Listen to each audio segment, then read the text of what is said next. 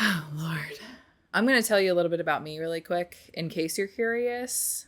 If you're not, then just skip on right by. If you want to talk about football, we'll talk about football. I'm Sarah, obviously. And, I don't really know football, but I do talk it a lot. Talk a lot of shit. I started liking football a lot probably 5 years ago. I became pretty obsessed 3 years ago, 2 years ago, maybe. And I think that something that is missing as far as NFL conversation is the fact that these are people. A lot of them are really emotionally intelligent people who, given 5 seconds to talk about the game, like they love it. They love it for all of their reasons. Their family loves it. It has shaped who they are as a person. And when we just try and put a dollar amount on their head or, say fuck you for dropping a ball, like I think that is a conversation that needs to be had. And I like thinking about it. I like giving at least my version of what I think that they deserve, which is more so than like, yeah, I got that extra 5 yards, or I missed that catch, or I just broke my leg in half. T's and P's, Nick Chubb. But I think that it's interesting when the media has all these like points that we talk about when it comes to football. A lot of the reasons that it's so hyped is because either a lot of people lost a lot of money on it, a lot of people won a lot of money on it, or a team is absolutely elated or devastated due to the outcome of a game. And I think that when you think about the fact that like all of that was riding on, a whole team at the end of the day, but people like to put it on one person, I think his point of view is important. I think, that's what I want to talk about. That's what I like to think about. And I have two boys of my own and they love football, and thinking about how, just if they're scared out on the football field, that makes me feel a very, very certain way. And thinking about not just moms, but family members of these people, and thinking about the coaches of these people who love, their players, like Mike McDaniel loves Tua.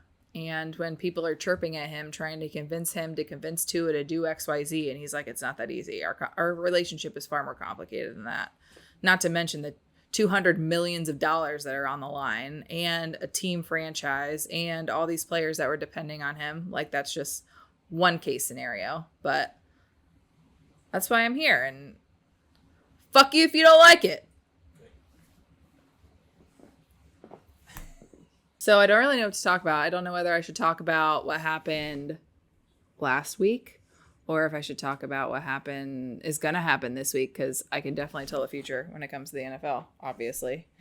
First and foremost, T's and P's out to Tua. T's and P's out to Tua Tagovailoa.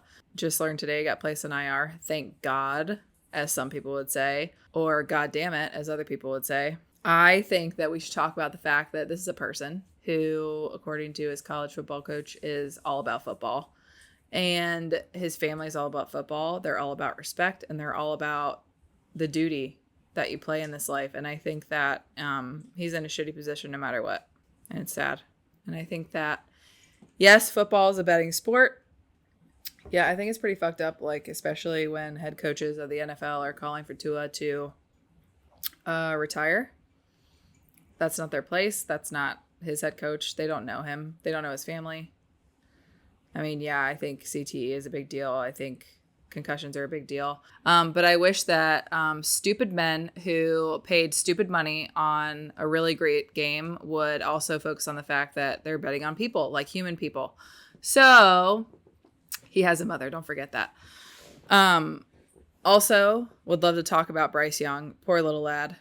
I feel really terrible also because apparently the whole reason he got drafted was that he's super, super, super duper smart with football.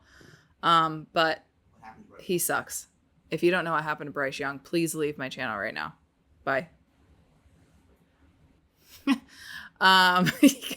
He got benched for the Carolina Panthers. Now Andy Dalton is the head quarterback for the Carolina Panthers. So apparently there is some discrepancy about whether people call him the Red Rifle or the Red Rocket. Rocket talking about his his red rocket. I don't really know what that means. Don't really care to know what that means. But, he kind of like the consensus sounds like he great secondary quarterback to hopefully save a season that was otherwise going to take a giant dump. So congratulations to Andy Dalton. Hopefully you'll do better for them than you did for the Bengals. Thank you so much. Appreciate that. Not a Bengals fan, but. Oh, Jalen Hurts and his third, what was it? Was it a 4th and 3? 4th and 3. Rushed for scrambled around for 23 yards, got excited, spiked a ball, flag, penalty. Bullshit. I think it's straight bullshit.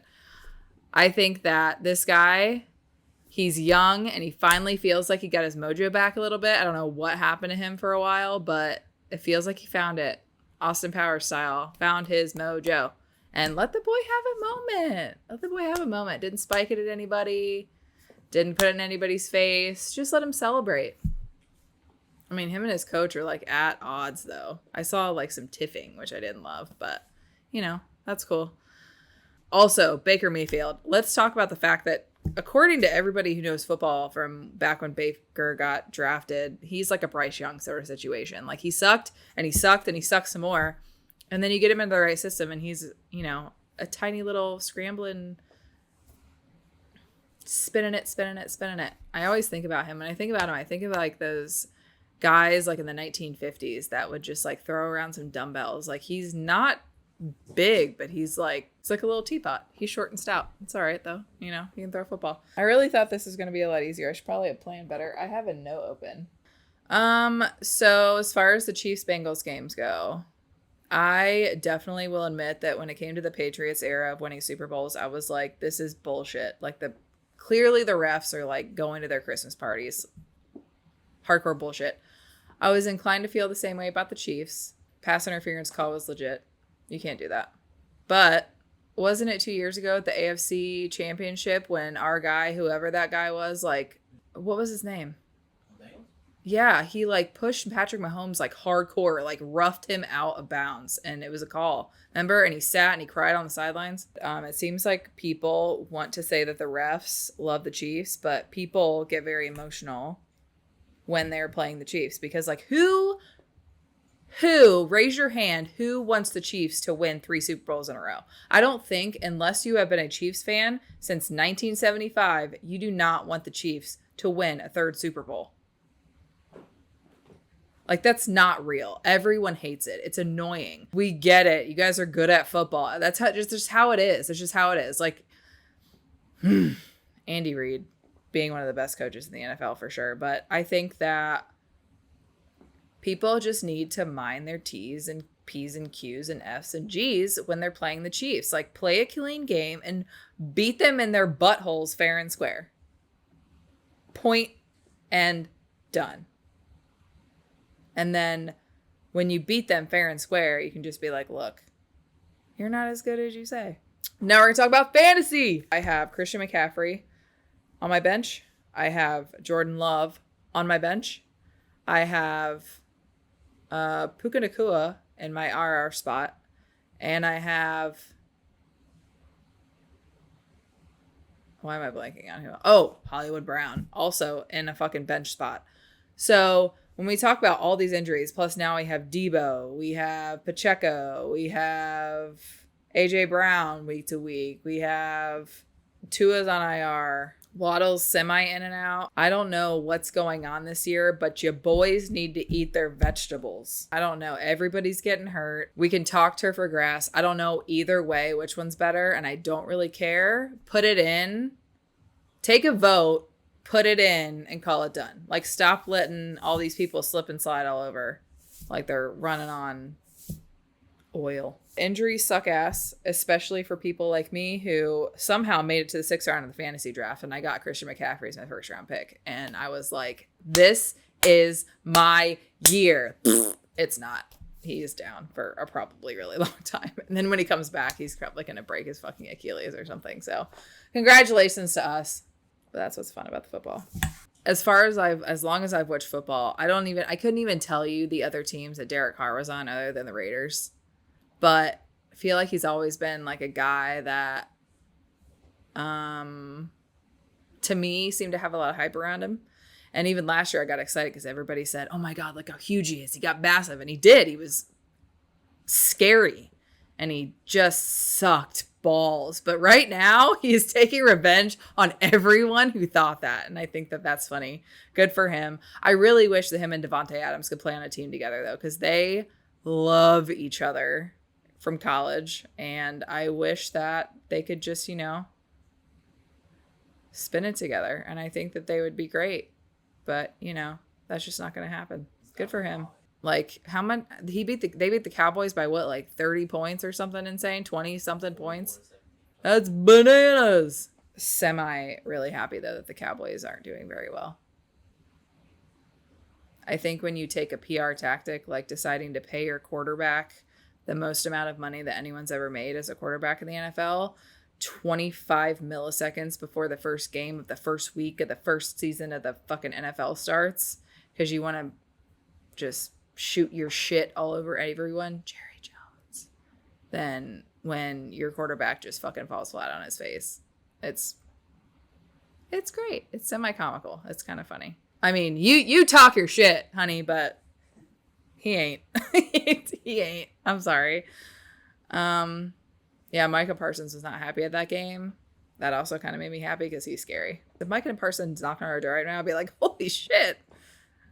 It's Micah Parsons. Oh, Packers won. I mean, enough said. Fuck the Colts. Sorry. But, good for them. AR5, lots of hype. Colts fans are insane. They seem nice. Like, they're from Indy. Like, how bad and dangerous could they possibly be? They're crazy. And he is playing in front of them every weekend. Just give him some space. Give him some grace. But the Packers beat him. So, go Pack Go. Next week, I'm curious about the Saints. I want to see if they dominate again. I'm curious about what the Dolphins are going to do without Tua. I'm curious about, is my boy Jordan Love going to play? Is he going to play next week? Who the fuck knows? Probably not. I'm curious about what the 49ers is going to look like, because I'll admit a little ignorance here about their secondary. I don't know who's going to take over Debo's spot. Obviously, we have our boy Mason, in CMC spot right now. But I feel like Kittle, I thought I heard something about him being like no bueno. Anyway, regardless. The Chiefs without Pacheco, curious to see how that's going to go down. Definitely curious about the Rams, because I think so. Puka's hurt. I thought I heard that. What is their number one receiver's name? Cup. Isn't Cup hurt too? Cooper? Yeah. So the Rams and the Dolphins and the Saints, and if the Cowboys are going to figure it out, I should probably have a schedule pulled up and I would probably talk about it then. But have the Ravens won a game yet? I'm curious to see if the Ravens are going to win a game. I was really, really, really excited to see them have some revenge this year. And I'm just like, where is the fire, boys? Where is it? And I don't know if they're just, when I see them play, they play seemingly well, but they're losing by the skin of their teeth. And I'm not really sure why that's happening. But, like I said, she doesn't know football. She talks football.